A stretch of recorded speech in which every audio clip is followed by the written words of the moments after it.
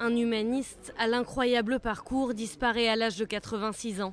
Jeune rescapé de la Shoah, ancien collaborateur de John Kennedy, avocat des stars hollywoodiennes, Samuel Pisar a vécu plusieurs vies.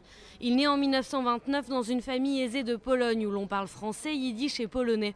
En 1939, lors de la partition de la Pologne, la ville de la famille Pisar se retrouve sous contrôle soviétique. 2 ans plus tard, Hitler reprend la ville de Białystok. La famille est ainsi expulsée dans un ghetto juif. Son père est arrêté et exécuté, sa mère et sa sœur dirigées à Treblinka. Lui se retrouve déporté à Majdanek avant d'être transféré à Auschwitz et Dachau.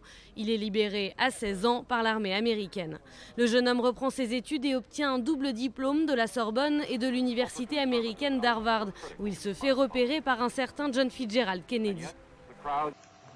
Il y avait dans le conseil de gouverneur de l'université un jeune homme qui s'appelait John Kennedy. Il a capté le message et comme il me l'a expliqué plus tard, il se dit si je suis aux affaires un jour, je vais revenir à cette idée. C'était au zénith de la guerre froide.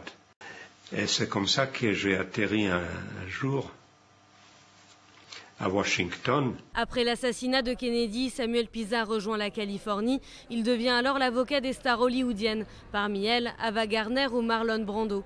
Tout au long de sa vie, il n'a cessé de défendre la cause des droits de l'homme. Ambassadeur de l'UNESCO, président fondateur du comité français de Yad Vashem, il a relaté sa captivité à Auschwitz dans son ouvrage Le sang de l'espoir.